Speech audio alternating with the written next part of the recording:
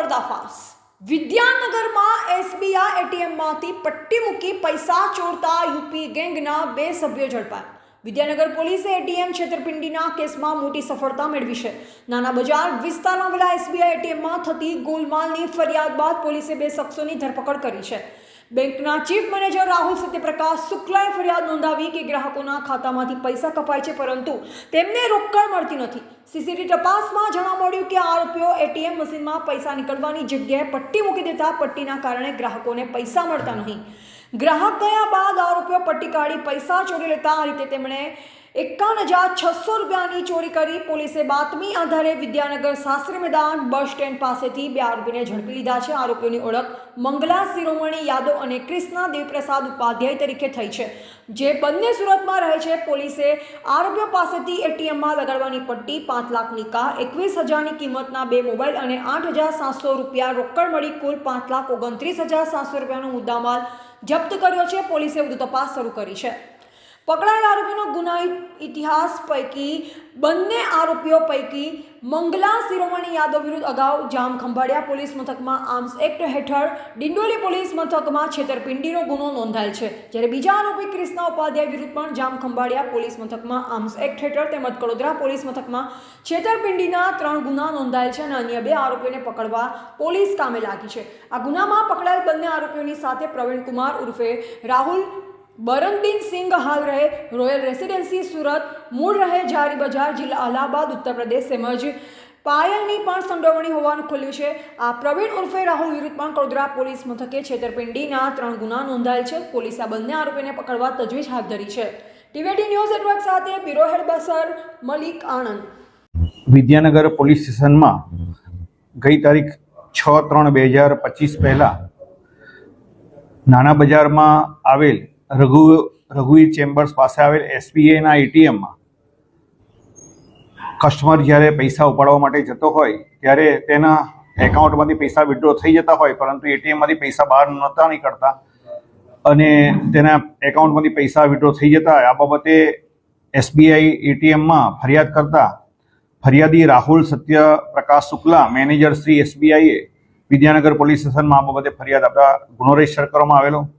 આ પ્રકારે છેલ્લા 4 મહિનાથી અલગ અલગ કસ્ટમરની ફરિયાદ આવતા આ બાબતે ગુનો રજીસ્ટર કરવામાં આવેલો હતો, જેથી છેલ્લા 4 માસ દરમિયાન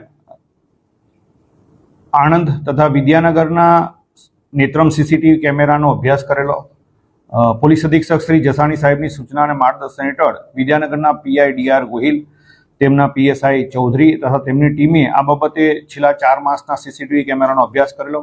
હ્યુમન રિસોર્સિસ અને ઇલેક્ટ્રોનિક સર્વેલન્સ હાથ ધરી છેલ્લા 4 માસ દરમિયાન આ પ્રકારના એસબીઆઈ એટીએમમાંથી જે પ્રકારે ચોરોએ આ પૈસા વિથડ્રો કરેલા છે તે બાબતે કયા વાહનો લઈને આવે છે અને કઈ રીતે ગુનાને અંજામ આપે છે તે બાબતે વર્કઆઉટ હાથ ધરેલ, જે અનુસંધાને અણામ હેડ કોન્સ્ટેબલ પ્રદીપસિંહ, પ્રવીણસિંહ અને મહાવીરસિંહ અને ભરતભાઈને બાતમી હકીકત મળેલ કે જે અગાઉ આ પ્રકારે ચોરી કરેલી છે અને પૈસા વિથડ્રો કરેલા છે તે વ્યક્તિઓ વિદ્યાનગર અને શાસ્ત્રી મેદાન પાસે જ આ જ વાહનમાં લઈને આવેલ છે। તે હકીકત આધારે આ ગુનામાં સંડોવાયેલ 2 આરોપીઓને પકડવામાં આવેલા છે।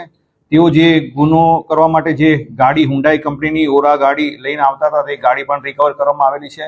આ બંને આરોપીઓ મંગલા શિરોમણી યાદવ જે સુરતના વતની છે, મૂળ યુપીના વતની છે, તથા કૃષ્ણા દેવી પ્રસાદ ઉપાધ્યાય તે પણ ડિંડોલી સુરતનો વતની છે અને મૂળ રહેવાસી ઉત્તર પ્રદેશના। તેમની સાથે અન્ય 2 આરોપીઓ પણ ગુનામાં સંડોવાયેલા છે, જે પ્રવીણ કુમાર ઉર્ફે રાહુલ બરણદીપસિંહ તથા પાયલ કરીને એક મહિલા પણ તેમની સાથે આ ગુનામાં અંજામ આપેલ હોવાની હકીકત જણાવેલ છે। આ બંને આરોપીના ઇન્ટ્રોગેશન દરમિયાન હકીકત જણાવેલ છે કે છેલ્લા 4 મહિનાથી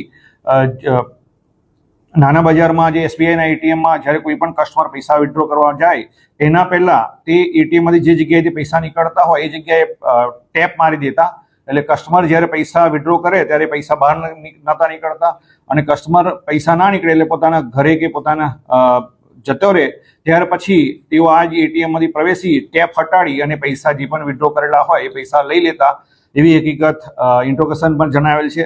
હાલ સુધી 51,600 રૂપિયાના એટીએમમાંથી પૈસા વિથડ્રો કરેલ હોવાની ફરિયાદ આપતા આ ગુનો રજીસ્ટર કરવામાં આવેલો હતો અને આ ગુનામાં બંને આરોપીઓને એરેસ્ટ કરવામાં આવેલા છે। આપના માધ્યમથી તમામ નાગરિકોને વિનંતી છે કે આ જ પ્રકારે એસબીઆઈ એટીએમમાંથી નાના બજારમાંથી આ પૈસા વિડ્રો થયેલા હોય અને આ ભોગ બનેલા હોય તો તાત્કાલિક વિદ્યાનગર પોલીસનો સંપર્ક કરવા માટે વિનંતી છે.